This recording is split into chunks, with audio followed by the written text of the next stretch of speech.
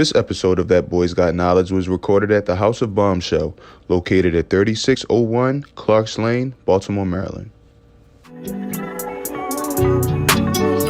I just wanna spend my life with you all day. You say that you love me, is it true? You say I'm the only one that's all for you. Okay, make me feel. Who is Antonio McMillion? I think that's a difficult question, but one that I get asked a lot. So I think to understand who Antonio McMillion is, I kind of gotta get into who I was and where I'm from. So just like all of you guys, I grew up in Baltimore. Everybody here from Baltimore, right? Yeah. Pretty much. Yeah. So yeah, grew up, humble beginnings, West Baltimore. Come from poverty, mother worked hard. As you can see, you probably never met another McMillion. Right. Neither have I. Other than my wife, I had to make one. So, I grew up with a story that wasn't too dissimilar to everybody else. But, I grew up in West Baltimore. I always wanted to play sports and hoop. I grew up 107 North Athol. Had family in Woodington Gardens, which is So you from the way? No, definitely the way. Notorious area. So basically, from my neighborhood, the only two people who ever did anything, of any type of impact. One was a 6'5", 300-pound offensive lineman, and Jason Murphy. That's my brother, and me, who was 6'4.5", 6'5", had a 40-inch vertical, who ended up playing overseas. So after sports, I went through something that I would call like a mid-20s crisis. I don't know if you guys went through that. Still home. Yeah. So I was playing in Finland at the time. This was like my career had been, moving forward like a typical overseas basketball player, and I kept moving up in leagues, and I got to the top league in Finland. So I'm playing in Finland. My best friend at the time, Antoine Jordan, all y'all know Scoop. Yeah, Scoop, that's my dog. Yeah, that's my dog. He was playing in Holland, and I'm old as hell, so we used to Skype each other, stuff like that. And we used to play on Mondays and Wednesdays, so we used to check on each other, check on the stats and stuff. Right. And one day we were just Skyping, talking about all the places that we had been, all the places that we had played ball and stuff like that. And when I hung up my computer, that's how you know you're old. You hang up. I hung up my computer. I was like, damn, man, I've been in South America. I played in Europe. I had a little stint in the D League. It was called the D League back then. I had a little stint there. And I was like, man, I got nothing to show for it. I was 28. I was 6 credits short of my degree. I had about 12,000 to my name. I had a 1999 Buick Park Avenue, all white, classic vehicle. Straight like that. Anybody who watching this know. And I was living in my mother's basement. But when I would come home, I was Tony who was playing overseas. So I was somebody, but in reality, I was nobody. Right. So I ain't never been afraid of anything a day in my life. I've never been scared of anything. Nobody. Anybody who know me will tell you that too. I'm a very fearless person. John, you know. That's the first time in my life, and probably the only time that I've been like scared, like shaking. Like I actually got a chill through my body, and I was like, damn, I'm a bum. It just hit me like, I'm like 28. I got no prospects of like a career. Like I just felt like a bum. It just hit me like, am I gonna be that dude at the basketball court talking about who I was and what I did, and like, damn, I'm literally a bum. Like I'm the dude who I used to say that I would never be. And for like the next week, I looking back at it, I probably was like a little bit depressed. Cause I would like stay in my room after practice. I would just stay in my room and sleep, and not want to get up. Like everybody, like, man, you want to go out? I'm like, oh, man, hell with that, man. I ain't getting up. So I was a little depressed, and something happened, and I think that this is like divine intervention. My little sister gave me a couple of books. Like they sent me over a package. Like they always used to send me things like seasons and stuff like that. Cause then, when you playing in Europe, you just got salt and pepper, bro. Like the food is bland. Everybody know. They only mess with it. Yeah. So she gave me 2 books, and I opened up the little package, and I move all like the season oil and lemon pepper. I move all that out of the way, and it was 2 books, and these 2 books changed my perspective on everything. It was Think and Grow Rich and 7 Habits of Highly Effective People. Okay. So I grabbed a book. The first book I picked up was Think and Grow Rich. I pick it up, open the book, and I start reading the first chapter, and I was retired. After like 4 pages, I was retired. I still had a whole season to play, but I was retired. Like for the rest of the time there, I was thinking about my next move when I went back home. So what that book did was it didn't give me like the direction or like what career to kind of go into, but it gave me like, hey, I gotta get my shit together, you know. So I started, after reading that, I said it kind of made me come to the conclusion that I wanted to get into business. I was like, I'm already 28. You know, I can't, you know, I don't want to get like a job and have to get coffee for some young dude that's fresh out of college. You know, I don't got the personality for that. You know, I got a mega alpha personality. I end up that's a fact. Getting fired the first day. Like, what you mean I'm getting you your coffee? Like I couldn't, I knew that wouldn't work. So I started listing all the things. All right, what am I going to do? Like, how could I get into business? So I started, the first thing that I was thinking about was like, all right, how do people become wealthy? I said, all right, so some people become wealthy because they create something that's never been created before. Like, you know, Jeff Bezos, you know, Steve Jobs, you know, amazing people like that. Elon Musk. I'm not that guy. So immediately I crossed that off the book. Like, no, I ain't that guy. I ain't creative like that. Then it was somebody who was so amazing at what they do that they'll always have money. Somebody like Michael Jackson. Michael Jordan, like, you know, Michael Jordan here, Michael Jordan liquor, Michael Jordan shoes, Michael Jordan cologne, Michael Jordan sock. I ain't that guy. Because if I was, I wouldn't be playing in Finland. So then the next things were stocks and real estate. So the first thing that I tried my hand in was stocks. I said, you know what? I just saw a little 30 for 30 on a ESPN about athletes blowing their money. I said, man, you know what? Classic. I said, you know what? I'm gonna help athletes save their money and, you know, and invest. So I ordered a bunch of books for different exams. I researched how to become a licensed financial advisor. I started buying a bunch of books, all these PSI exam books for your Series 66, Series 65, Series 3 for commodity trading advisor, life insurance book. I got all of these books. And for the rest of the season, I was putting a business plan together and studying those books. And when I got home, so the season ended, I got home, I studied for like another month, and then I took all of those tests. I passed my Series 65, Series 66, Series 3, life insurance, and there was another one, all in like a month. I passed them all. Wow. Yeah, I was just focused. All at Starbucks. And this is another thing. Anybody who, the reason why I get so much love is because people saw the whole blueprint. Like, I used to be at Starbucks with a whole suit on. Studying, and people would walk up to me like, hey, what are you? And I say, man, I'm getting ready. You know, I'm the number 1 stock advisor in this area. Wasn't even a stock advisor yet, but I was just putting it out in the air. And people like, man, you tripping, man, you tripping. But whatever. I've been Starbucks for hours just studying. So after I passed my exam, I started my first company, McMillion Financial Planning. And I had this big goal of helping out all these athletes. I had all the connections with different athletes. So I was getting a bunch of meetings. I ended up getting a little segment on Fox 45. I had all of these free financial courses and stuff like that. But what was happening was that my notoriety was getting bigger than my book of business, because there's not a lot of wealth in the black community. So, you know, somebody who would come to me for like financial and like investment advice, they might have had $10,000. And the way that you make money as like an advisor, you making like 1 to 2% management fee. Like, that's nothing. But then another kid who grew up in a different community, and his neighbors are doctors and lawyers, you know, they might have $1 million to invest, and he's getting that percentage off that. So I was getting all these followers, having all these opportunities, but I had a small book of business. So one of my good friends, dude named Greg, he asked me, did I want to flip a house? So he had a house that was right behind my mother's house in Randallstown. And I know this is a long story, but I'll just give you a little context. No, you're giving us fat. So yeah, so it was a house right behind my mother's house. I think it was 9963 Red Deer Circle.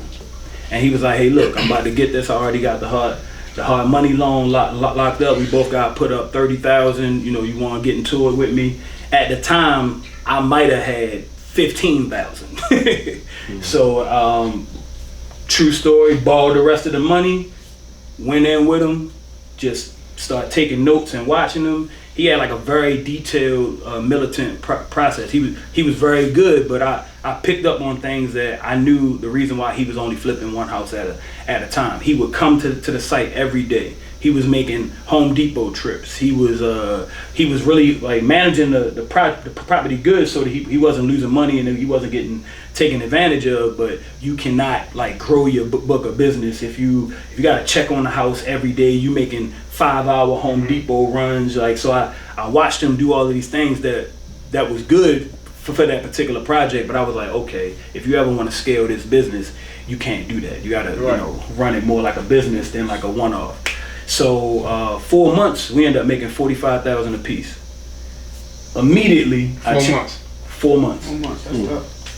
Immediately, I changed the name of my business from McMillion Financial Planning to MFP Homes, MFP Management Construction. That was quick. Listen, I erased the #1 stock advisor, and then I was the #1 real estate developer. After I flipped one house, I said I was the #1 real estate developer. People still think I'm like, man, you created me #1. I said, nah, like I'm not the highest.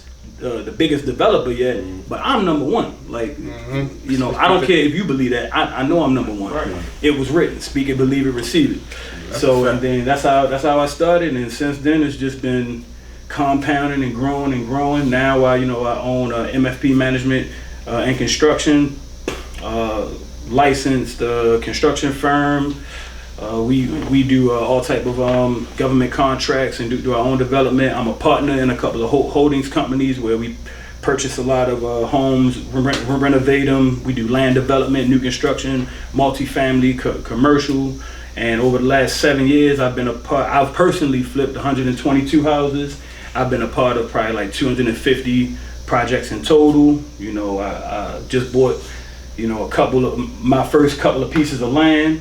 One in Randallstown, one in Owens Mills. I got a partnership with some good brothers in Dallas. We'll be about to develop some land that down there. I own some multifamily properties, and it's just been growing since. You just touch one thing, you just expand. Like, it went crazy. Went from broke. Started from the bottom. Now he really started from the bottom. Now we're here. Yeah, because honestly, it seems like you don't make any excuses. You just whatever you see, you hop into. Right. So no excuses at all, man. Facts. Excuses are like a hindrance to like success. So like one of the sayings that I always say, like I got like a couple of sayings. Like I said, I got like a little things. I believe in like affirmations and self actualization. So one of the things I always say is that the safest investment is yourself. That's the safest investment that you could ever make, because you control everything. And if it don't go well, you only got one person to curse out: the man in the mirror. So that's my #1 saying. That's what I tell all kids, anybody whoever reach out to me. And then the next one, I always tell people that most people will not risk security for a chance at prosperity. And if you are willing to do that, you are ahead of the game already. Like, how many people will give up a guaranteed paycheck for an opportunity to become rich? Not many. Oh man, I might have to write that down. More people like to make excuses. More people like to make excuses. So people like you who make moves don't tolerate people who make excuses all the time. So, no tolerance. No tolerance. Y'all don't correlate clearly. No, never. And it's easier to do something big than to do something small. Like, I never understood, like, maybe my brain works a different way, but it's easier to do something big than to do something small. Think about how many people are trying to flip one house. Everybody and their mother has gotten some fake guru's course and trying to flip one house. So everybody who's going to these hard money lenders or banks trying to get the same $100,000 loan with a 600 credit score to flip this one house. How many people are going to that bank and saying, hey, it's a piece of land in Owens Mills and I'm trying to build a 200 unit apartment building. that bank has quotas and different things and metrics that they have to hit. You might be competing with one other guy who's trying to buy that land or trying to get that size loan. You know, so I just always believe that it's easier to do something big than to do something small because you have less competition. There's less people trying to do something big.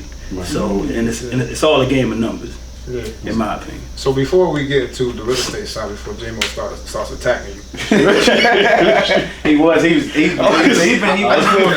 just want to say this, yo. I mean, I know he know, but I don't know the rest of y'all. Like, and Tony like really like Tone. You know, I don't even call him Tony. People just call him Baltimore Tone. Yeah. That's like how his big his whole legacy and legislature, all that through the whole state of Baltimore. You know what I'm saying? City, all that. You know what I'm saying? So I always say, he always been my OG. Like, he always been my OG. And I told him the other day, I remember when I asked him to hop on the show, right? It was funny. We was just hooping. Yeah. I said, yo, I gotta holler at you about something. He said, how much you need? Looking up for the young boy. You feel me? Like, I was like, hold on, big fella. I said, what you mean? Like, how much you need? He was like, no. He's like, yo, how much you need? I said, no, I ain't like that. I said, yo, like I said, like, he my OG. I said, I need you on this show, on this platform, because you got so much to give and so much knowledge to people the world need to know. You know what I'm saying? So I just wanted to say that because that type of person Antonio Tone is, you know what I'm saying? He always look out, he always phone call away. If I hit him like, yo, big bro, I need line, or big bro, what's up? And he check in, he even helped me in my overseas process. Like when I was playing ball, I hit him like, I asked for advice, like, yo, how you do this, how you do that? Like he always been there for me, you know what I'm saying? So I'm just grateful for him to even, you know what I'm saying, to bless this show, to be able to come on here and drop that knowledge, you know what I'm saying? Because he didn't have to do that, like I said, he builds out his busy schedule. And trying to, you know what I'm saying, because he was just in, like I said, he was just in LA, handling the business thing, you know what I'm saying? Business, making moves. Yeah, to be honest, that's a rarity, because once people get to a certain status, usually it's disappear. That's what I'm saying, disappear. Like, no, he'd be a phone call away. Like, he'd be like, yo, anytime you need me, hit me. Like I just said, he just asked me, like, yo, how much you need? Like, I could have probably, like, let me get 5 racks. He probably would have did it. But I'm saying, but there probably been a one-time fee, you know what I'm saying? 10%. Yeah, I pride myself in that because I think that's more of your legacy than, you know, building anything or, you know, making any amount of money. The thing that I pride myself in, it's not a little homie in like Baltimore, especially athletes who are trying to get in the business. Whoever reached out to me and I didn't, you know, give him advice, met with him, you know, tried to help him out the best I can, and I can stand on that. And you know, I've had the same phone number since I was 19. You know, I've gone through business, hooping, everything, and in Baltimore to keep your number that long. Like, you know, that's damn near 20 years. You know, I'm 38, and I've had the same phone number. I'm accessible, and I believe in that. You know, like, I think one of the biggest things that like make me happy is that a lot of people that I was able to touch are like businessmen now. Like you know, Jay a businessman. You know, Lil Alvin. Lil Nemo, like all of these guys are like businessmen now. Like that, my little brother, Continuity and Longevity, got their own clothing line. Like all of these people who kind of reached out to me, and they're entrepreneurs now. Like they didn't have to go the street route, or you know, a lot of we've lost a lot of athletes in this city. We have a terrible legacy of athletes and like streets mixing and it going the other way, you know. And so I think that's what I'm most proud of. If you want to be honest. Great feeling right there. You also said that within one of your prior statements that there's not a lot of wealth in our community. Why do you think that is? Access. Mental limitations, meaning that we've had so many restraints on our community for so long that we put self-imposed barriers and like limits on ourselves. We try to get into every business at the lowest level. Now I'm gonna say something, and this is no disrespect to this whole industry. Like one of the biggest ways that most black people get into real estate. What have you heard about when people speak about real estate? And I'm not knocking this because this is a good way to get into real estate. Well, I actually took a real estate course, and I actually took the test for those. Okay. But most people try to tell you about wholesaling. Yes. You could get into it with no money down. money down. I can make you rich with no money down, or you can do this. And I'm not knocking that, because it is some good brothers who like teach that, and that is a feasible strategy. But why are we trying to dominate the lowest level of real estate? Wholesaling is the lowest level of real estate. You don't own anything. You don't. So you are buying and it's gonna come off like I'm knocking it. I'm really not. I have to keep on saying that. But why not teach to start at wholesaling and then to try to purchase your own properties? Like, I can't teach you how to make money without any money. I don't even know how to do that.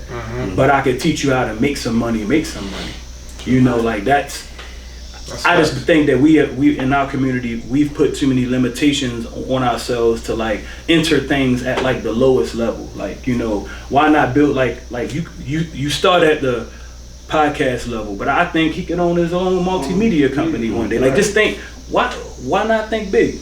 Like, what makes the person who owns what's called Viacom or something like that?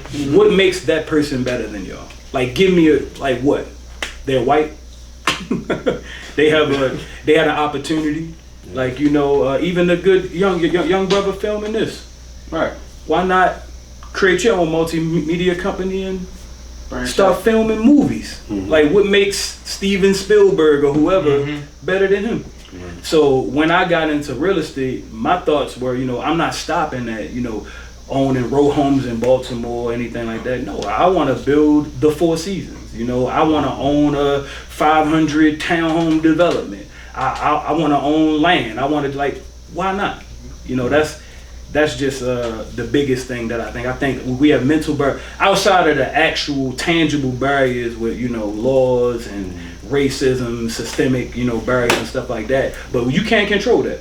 So the thing that we can control is how hard we're gonna go and how big we're gonna dream. So that's how that's my philosophy. Okay, so like you putting together your team, you got everybody thinking the same way you think, or you just absolutely. Okay. Absolutely. So in my team, I don't have any employees the way that I view it, and anybody that I view as an employee is a subcontractor. Everybody that I view as part of the team, he's a partner right. Immediately. Like, one of the things, another thing that I'm proud about is the youngest member of our team, good brother named Jamal, 27. He just bought a $300,000 home this year. That was a goal for the company, for him to get his own $300,000 home at 27. Okay. We have all partners. Like, everybody thinks just as big as we had and this is a true story, and he gonna watch this. We had our little group Zoom, and I was like, look, man, we got 13 projects under construction. We got a whole lot going on. Let's not buy any more properties for a couple of months until some things come off. My other business partner Kyle put in an offer on 2 houses the next day. I'm like, come on, bro.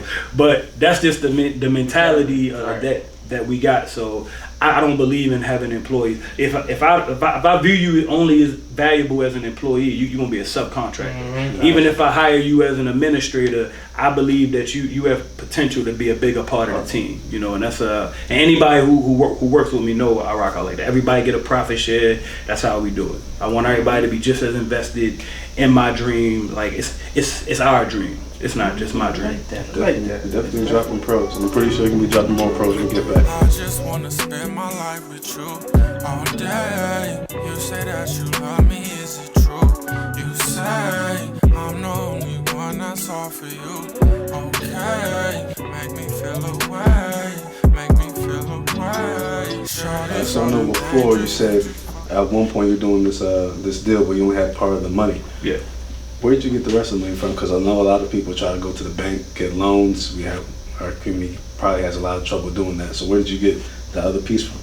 So I got that money from my friends and family network. I think the first place that you should go is the people that love and believe in you the most. So I actually went to my friends and family network, and it wasn't easy because our community, we're taught to hoard money. and to be very skeptical of like business moves and stuff like that. And I would, at this time I was known more from dunking on people than a business plan. So I actually typed up like a 50-page business plan.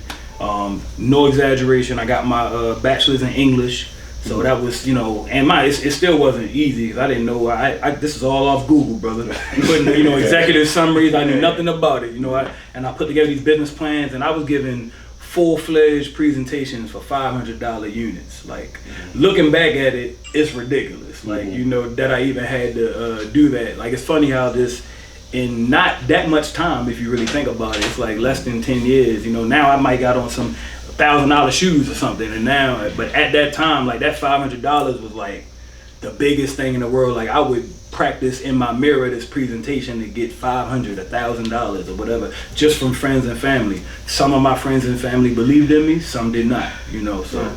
But I think the first place that you go is friends and family, but come to them correct. Don't come to them with it's the difference between having a startup business and then an idea. See, most people go to their friends and family with an idea. Ideas are like, everybody got one.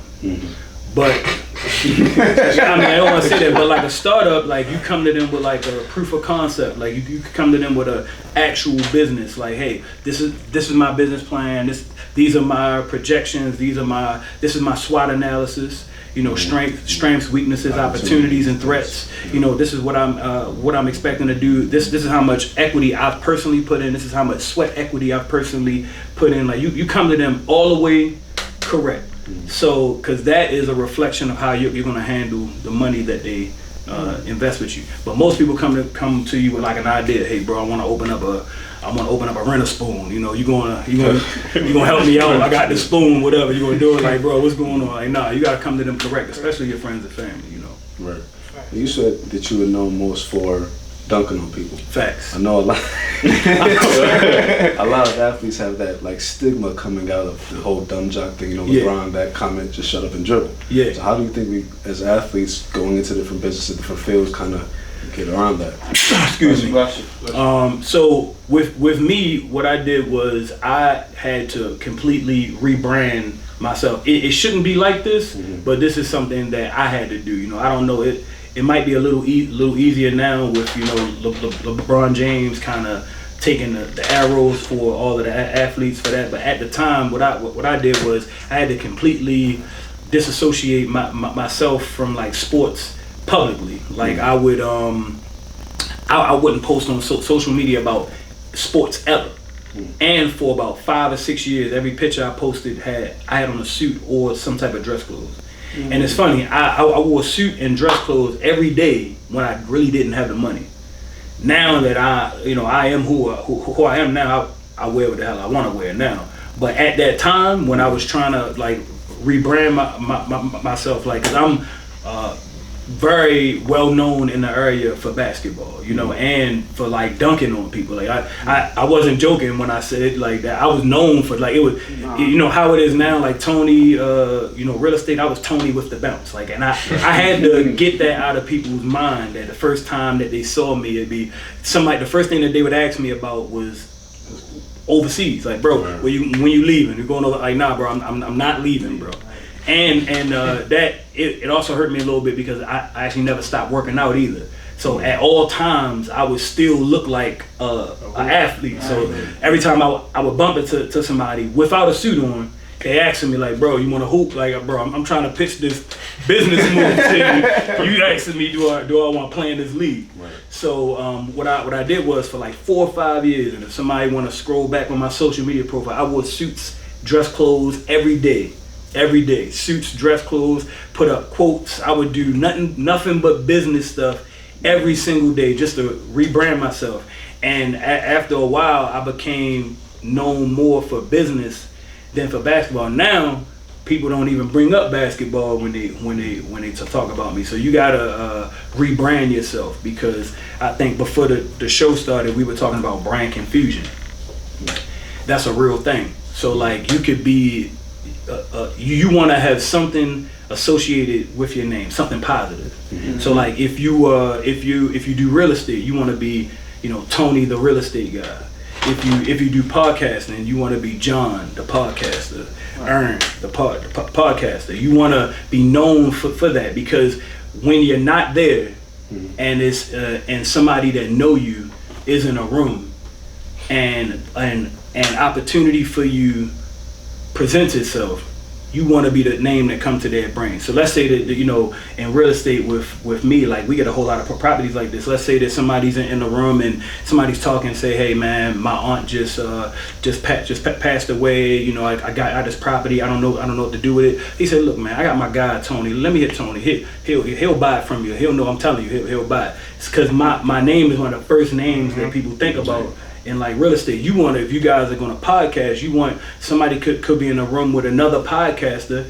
Prime example, I just told him that I'm going to introduce him to one of my good guys, Big Waz. Shout out to Waz, just in case you see this. And I was like, yo, yeah, my man do podcasting. That's my, I'm gonna try to connect you.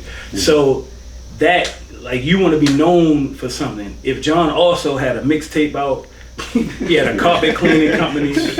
He was giving people PPP loans. Like how would you know? Like you like, what John? What you talking about? John with the P? Like you gotta brand yourself. So really, it's called like a rebranding. Like as athletes, we gotta rebrand. But LeBron is kind of changing the game. So you do a little bit of everything. Next time I come on, we can talk about that. So when you say rebranding, what made you think that way? Like, what made you get to that point where you was like, oh, I gotta start changing this image? Because I was just so well known for dunking on people. Like, it was just like so you got tired of. So say like, I won't even say that. So say like, the people didn't accept that. People wasn't taking me seriously. Gotcha. So because I completely did a 180. Like nobody. There was no like lead up to it. So just to give it a little more background about myself, I wasn't the guy in like high school or in college who was super academic either.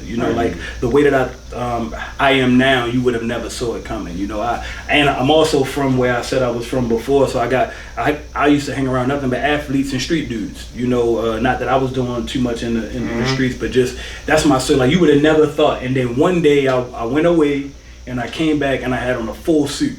So people like they changed up. With no explanation. So and then I started getting a couple of wins, and I would pull up in a nice car, and people couldn't understand. Like I was telling them the way that I got it, and people would be like, nah man, you ain't doing it like that, bro. Well, you doing this? I'm like, nah bro, I'm really not doing that. I got this from real estate, stocks, whatever. And they're like, nah man, you ain't get it like that. So I said, you know what, I'm gonna have to really kind of kill who I was in the past, and then I could come back and now I talk about sports again. For a while I stopped hooping in leagues until like the Brunson League popped back up. I hooped down there. Like I had to just kind of disassociate myself publicly with basketball. I was still playing all the time, but I couldn't really get into it the way I wanted to, because people were just holding me back to my old life, and it was stopping opportunities. But that's funny though, because like, if I see a dude like a business suit on, and he always in Starbucks, always I would think he get money. Like that's my first mindset. Just saying, I would not even you didn't have the money yet, but I in my mind, Wall Street Journal type dude come in here like every day. I'm like, oh, he get like you said, he wanted to speak it into existence. He wanted to speak it into existence. Absolutely. Absolutely. One of the things that I like, don't try to reinvent the wheel. I was looking at all the people. What do the people that I want to be like do every day? They get up every day. If they read the Wall Street Journal, like you said, I'm gonna read the Wall Street Journal. If they plan their whole week, I'm gonna plan my whole week. If they reading a book a month, I'm gonna read a book a month. If they going down here at in the harbor to meet up at this networking event, I'm going to this networking event. I was doing all the things that the people that I wanted to be like were doing. I was just doing it. Right. And I was saying I was the number one guy. So I said it so much, people just had to respect it. I know routine is usually. I talk to a lot of successful people that always like routine is the main thing. So on a daily basis, what's your routine? So my routine now, so I have my, so I get up at around 5:30, take my dog out, I got a little Yorkie. He's like, call him Kobe. He's the brown mamba. So I take him out, and then 6 o'clock, I could get myself together. 7, I have my company call with my operations manager. We talk for like 30 minutes to prep for the day, things that we got to do. 8 o'clock, I have a call with my head of construction. Talk about things that we got to get done during the week. Then for an hour, I'm just planning, paying bills, stuff like that. And then at 9 o'clock, I have another call with my acquisitions manager. And then 10 o'clock, if I have to leave the house to go to the office and go everywhere that I need to be, anything that's on the schedule, whether it's raising money, site visits, stuff like that. And then at the end of the day, I do like a debriefing of the day to see how many of the tasks that my operations manager and I put together that day, because we have a whole task tracking system, and see how many of those things that I accomplished that day. I start to check them off, I start to wind down, and then I start to plan for the next day. And then at the end of the week, we have a big debrief about everything that went on that week to track your progress, your weaknesses, opportunities, and things like that. Like a goal setting for real. For yourself. Absolutely. So where's your balance? I know you say you got a dog. I know you got family. So where you meet that balance as far as like dealing with the girl and dealing with this family and stuff? Where you meet the balance? So I'm a FOE to the death. Like, family over everything. It's me and my wife over everything. And then once I turn it off, I turn it off. So it's like a certain time, don't even call me. Like, that's just how I operate. And that's with my wife. I got the same friends that I grew up with. I got the same. I have a very, very small circle. I only go out if I got one of the Waynes with me, and the people who watching that know. I only go out. I got to keep at least one Wayne with me, and that's I got a brother that is my actual brother named Wayne. I got my step pops. That's Wayne, and then I got somebody that's my brother, but he not my brother named Wayne. I don't go nowhere unless I got one of them with me, because I know that they're gonna watch my 6. I don't even feel comfortable having a drink if I ain't with one of them, So that's how I operate like that. And then I hoop. I still exercise, 6 days a week. I play ball as much as I can, and then other than that, it's just home, man, and travel. I travel as much as I can, with me and my lady, and that's pretty much it. Okay. So does she go everywhere you go when y'all travel? Like when you do your business? No. If it's business, no. But if it's business, like I might go somewhere. Like I've been to Dallas a couple times. Shout out to my guys in Dallas, Jermis, Quez, Brian, those guys who we got business with in Dallas. When I go there, it's really no fun. I'm just going down there handling business. Like I know, like I got goals. I'm not going down there to go to no strip clubs. I'm not going down there to trip. I'm going there to get the bag, line up the next bag, take the bag home, bust it down with my lady. Got you. You probably take it to like California and stuff. Take her to Cali. Take her to Cali. We're gonna go to Vegas for both of the fights coming up. We're gonna go to Jamaica. Traveling is everything. Like the other little material things come and go, bro. That's your piece, though. Yeah, absolutely. Having your piece. That's a good life. Very great life. Yeah. I'm trying to live like him one day. Right. I'm gonna make it, though. I'm definitely gonna make it. Speak it to existence. Definitely speak it to existence. So you were a financial advisor. Yes. Did you find that to be difficult? Because I know when I'm talking to certain people about like money, now I'm no financial advisor, but I know a little bit. When I'm talking to certain people, it's like I'm talking to a brick wall. You ever get that with other people? Yeah, so like that's another thing. Like our community is so devoid of financial literacy that it was difficult. But even once I explained things and people got it, they ain't had the money. Right. So so I've turned from trying to actually manage people's money, then I just started doing like free events. Like I did a free event at Coppin State University. They gave me a grant, and I did a free event about financial literacy and home ownership. I had a couple of local people that came and helped out. One of my brothers, Jamal Bivens, helped out. That's one of my business partners, Rhonda Brunson. I had a whole thing where all West Baltimore residents could take a class at Coppin State for free, and I was teaching them about them. That's one of the dopest things that I was able to do. I got that grant, and I ended up spending more than the grant and gave it to everybody. Oh, and my boy, Come So Far, Paul Hearn, helped me out with all the visuals and stuff on that. He's tough. Yeah.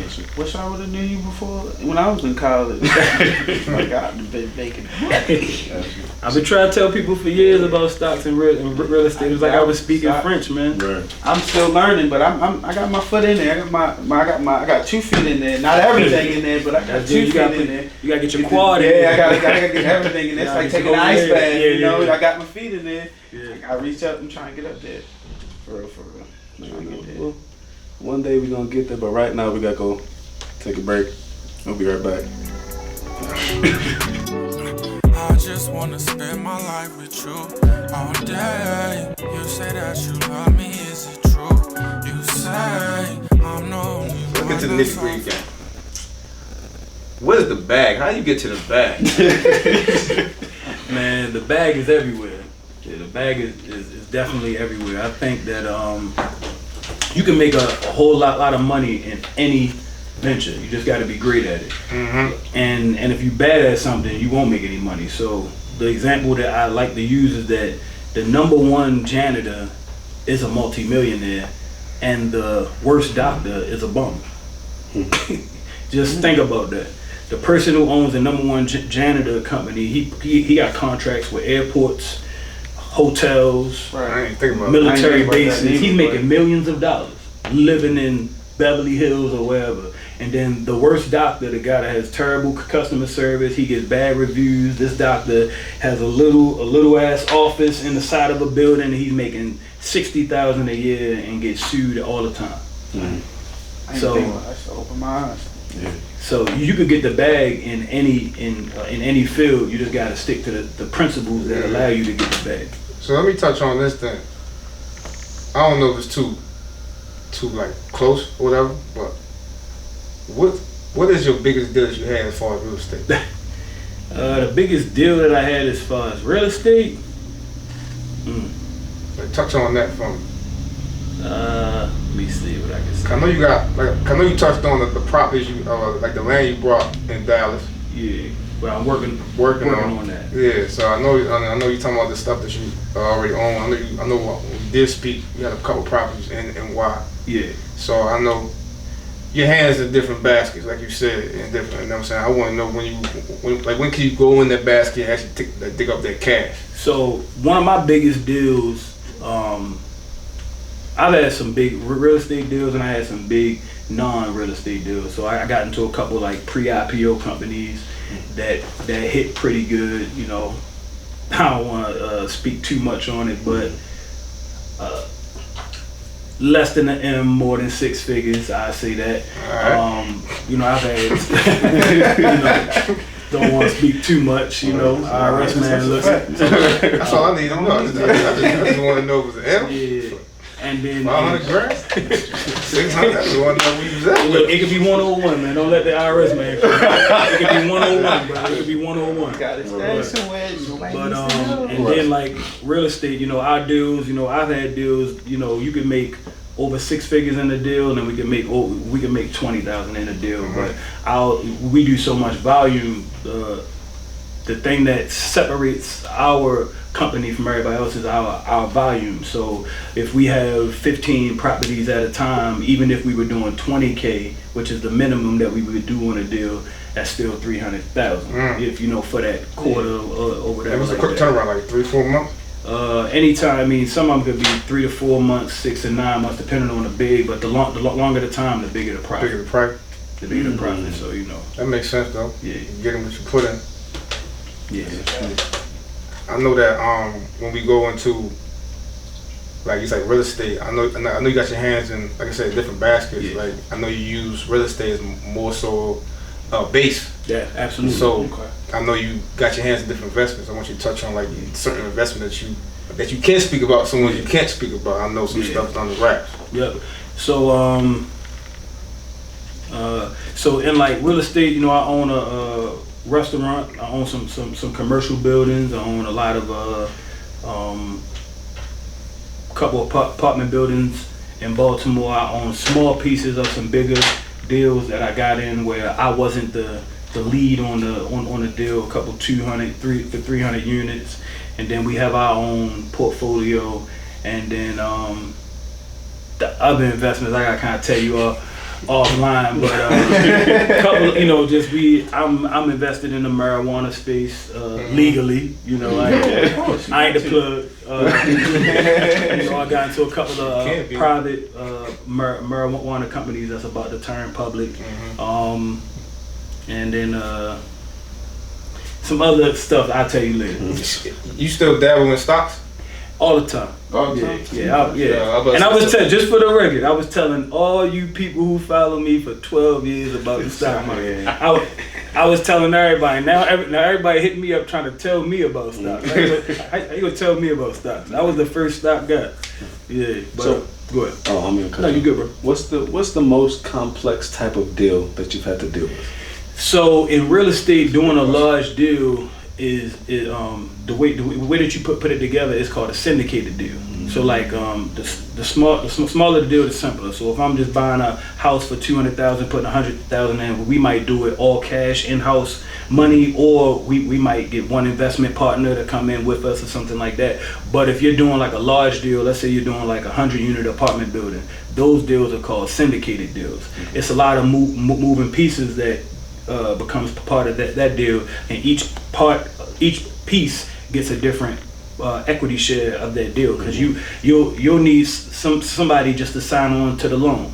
That's the guarantor or the sponsor. That person might not have nothing else to do with the deal, but just because they have a high net worth, they'll sign on to the deal, and they'll get a percentage of the ownership just for signing on to the loan.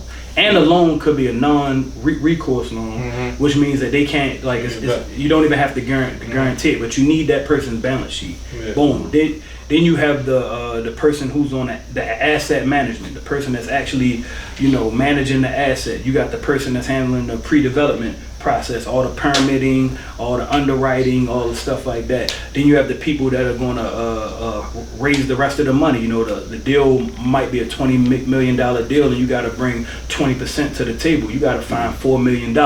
So that person, the person that's just going around raising that $4 million, they get an equity part. Then you got the development team. The person, you might be buying that building, that 100 unit could be underdeveloped, and you got a team that's going to renovate it, add some value to make it be worth more. That's the development team. They get a piece to the puzzle. Then you have the team that's like the acquisition and disposition team, the team that's going to find a good deal and going to get the exit strategy. So you got all these moving parts to that big deal, and by the end of it, you might only own 10% of that project, but you 10% of a $20 million project, so those deals get big, and they're called syndicated deals. That's what it's called invest, brother. Whew. That's a lot of things. That's a lot of things. A lot of moving parts. That's knowledge. Definitely a lot of moving parts too. That's knowledge right there. Right. Especially on that part. Told me some stuff I ain't even know. Yeah. New words too. So you hire? I was just about to ask what to say. Like, damn, you need an assistant? I could definitely be an assistant. Hey, look. So we hire. Like I said, I got two type of people that work with me. You either a subcontractor. What I tell some of the little homies, that I do real estate here at a high level. We do between 20 to 30 projects a year, just internally. Start up a company that would help me out. Like if you could start up a HVAC company, a electrical company, a carpet company. You could get, if you're my man, you could get 30 projects a year. Right there, you got a base of that. Nobody ever takes me up on that either. Though. I tell people that all the time. And then secondly, if you're not gonna be like a subcontractor, you gotta be somebody that I believe you could be greater than what you are at the moment that I'm bringing you on the team. So I gotta have somebody, because I don't have, like I told you, I have subcontractors and I have partners. Because everybody who's part of the team, they get an equity stake, a profit share. So when we sell a house, everybody that's part of the team get a profit share. Now everybody's different, but you get a profit share. So I want everybody's futures and goals aligned. So I don't, anybody who I would hire, I gotta see something bigger in them, you know. That's how. So I don't just come to me and you can do one thing. And no, I wanna, you know, in the next 5 years, I wanna be on a beach somewhere and not worried about doing nothing. So I wanna have a bunch of mini little CEOs running with. Yeah, you pretty much answered my question, because I was want to say, like, what did you do as far as giving back? But you pretty much just did it. You pretty much opened doors for others, for like I said, for the people that's actually you can see. Yeah, and another way that I give back, I always gotta plug in my dude for my kids, Jarrell Wilson. That's like my brother. He used to be one of the heads of the Carpenter House. I was on the board of the Carpenter House. Keon Carpenter, Baltimore legend. That's my brother. He passed away. Everybody know Keon, one of the best to ever do it in Baltimore. Yeah, legend. Yeah, legend, hands down legend. One of the realest. And then Jarrell, one of the realest too. You got to give him his flowers now. He helped out people. We got the food initiative. We gave out 300 turkeys this year. Anything he ever asked me for, I'm there. No questions asked. Whether it's my time, money, resources, he got me. That's my brother. So I do most of my charity work go through him. I have like I said, I did the free college course at Coppman. I've had speaking engagements at Coppman Business School.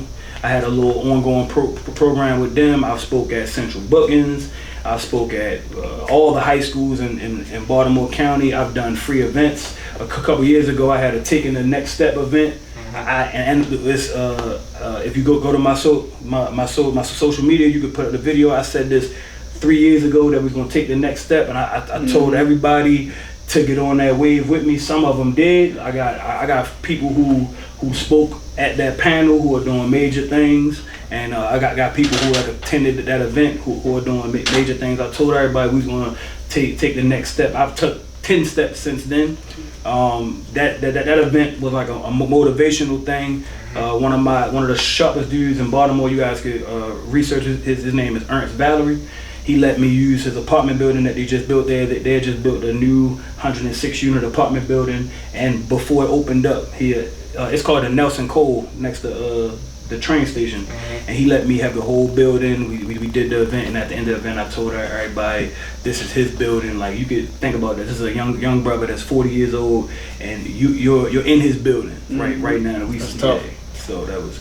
So I hope everybody there took the next step, because I took 10 of them up. I feel you.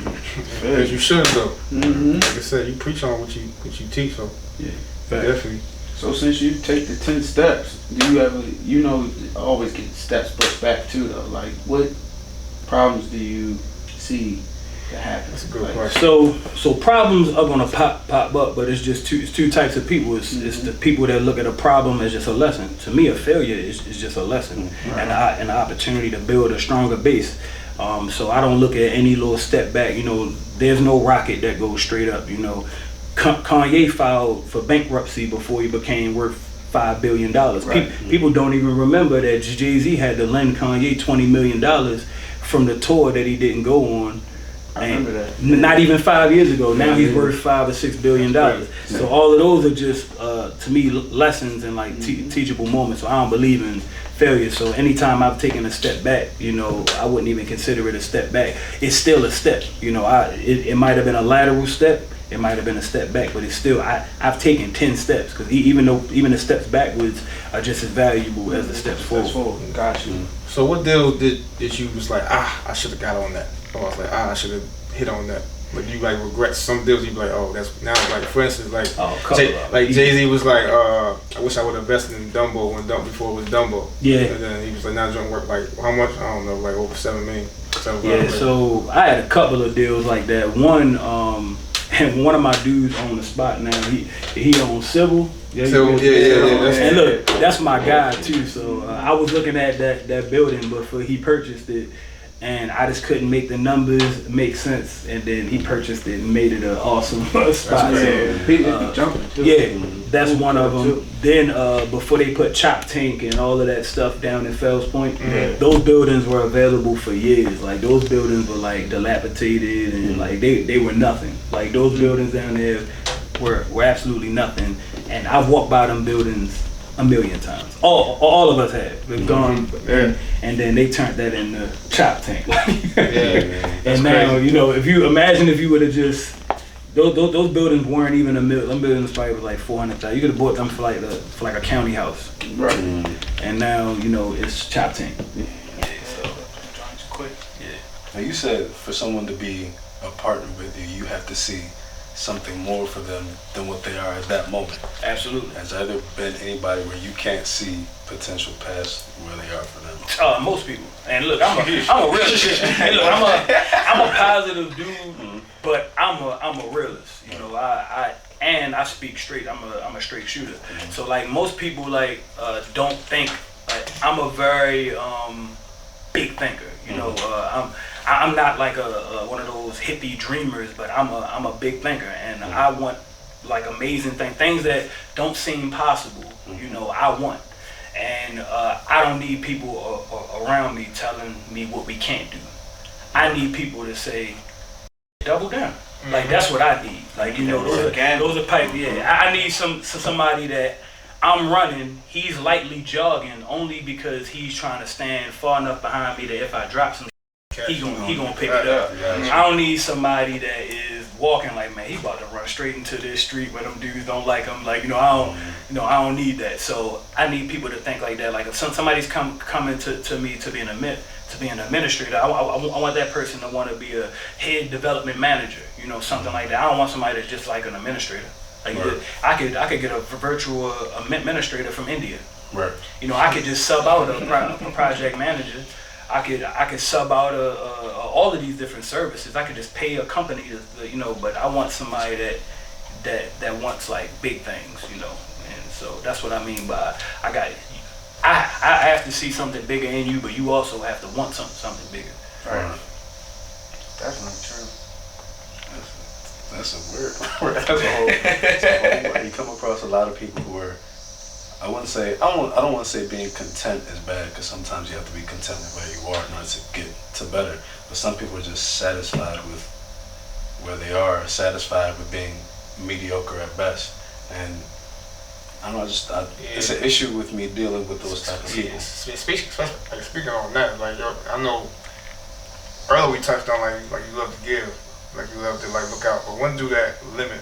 When did that stop for you? Like, because some people be asking for handouts and then you. Yeah, so a whole lot of people, different people who are, and mind you, I'm not nobody, so I'm Tony who hoop. I pull up everywhere and hoop, and I'm still the same guy. You know, I just got some business stuff going on, but I'm also still the same Tony. I ain't got no problems. Like nobody's pressing me for a thing. Like, you know, it's not gonna happen. Like I give what I want to give, and I say no to your face. Like, no, that's it. Yeah. So I haven't been pressed in my life. So that like I'm unpressable. So that's that. But one of the things I'm gonna leave over like this little story, like a little story, and I wrote this in like an article, just the best way to describe the three types of personality. The three types of personality. You have a worker personality, a manager, and a CEO personality. You could be a CEO personality but not be a CEO. You could be a worker personality but not be a worker. And the best example of that is a worker, CEO, and a manager, and they're walking, you know, wherever they gotta go, and they come to an edge of the cliff, and on the edge of the cliff, across that, on the other ledge, is nothing but riches. I'm talking about all the riches in the world, diamonds, everything that you can see. It's tons of riches, but it's like a 10-foot jump to get over there. So the worker, he like, man, I ain't never taking that jump, man. Come on, man, how can I make that jump? That's goddamn 10 feet. I'm gonna fall, die, whatever. I'm going back. See y'all later. The manager, he looking at it like, man, I've made a jump 9.5 before. I might can make it, you know, I don't know. He doing all the data, he writing, he got his notebook out, he thinking about it, the wind is blowing, what type of shoes I got on, and then he leaned over and said, hey man, CEO, he already over there bagging up the golden riches. He said, bro, I holla at y'all. He already gone. So a worker will always be a worker. It's nothing that you can do to change a worker's mentality. They will never risk security for a chance at prosperity. Never. A manager can either become a worker or it could become a CEO depending on the environment that he's in. If you have somebody with a manager personality, but he's around people that are telling him that he could be great every single day, he could do whatever he wants, he could become a CEO. A CEO will always be a CEO, even if he is a serial entrepreneur. The guys that'll always have something going on, they have the same mindset as an Elon Musk. They just don't have the same talent. So those are the 3 types of personalities. I want nothing but managers and CEOs around me. I can't be around anybody in my circle that is a worker, because I don't need you telling me what I can't do, because while you explaining to me why I can't do it, I'm in the air. I'm already jumping. And look, whether I fall flat on my face or I make it to the other side, all I'm gonna do is I fall flat, I'm gonna brush my shit off, I'm gonna walk all the way back up that hill and jump again. Right. So those are the 3 types of people, and I'm trying to turn as many managers into CEOs that I can, and I'm gonna just pray for the workers. Okay. Pray for them workers. You don't know how much I needed that. Yeah. He definitely motivated me. Before we get out of here, I want to say I appreciate you coming. Always. But I want you to drop, like, you know what I'm saying, drop your IG, let people know where to follow you, where to get your stuff out, where they can look for you and stuff like that. Because like I said, somebody that's watching this can also use this. Like, I need to reach out to him. I might look in the same thing. Cool. Antonio _MFP, you know, and that's on IG. Antonio McMillion on everything else. I'm the only McMillion except for there's probably a senior walking around. Man. So if you bump into a dude that look a whole lot older than me, that's not me. But I'm an open book. You know, I try to give as much as I can. So if you shoot me a question, I'll try to answer it as soon as I can. I get a lot of messages, but I try to respond to everybody as quick as I can. All right. Well, like I said, I appreciate you coming. That's a wrap. I'll leave out with this. Make sure you be your true, authentic self. We all kings and queens. We all mean it. Hey, yes sir. That shit was fire. I just made it on the fly.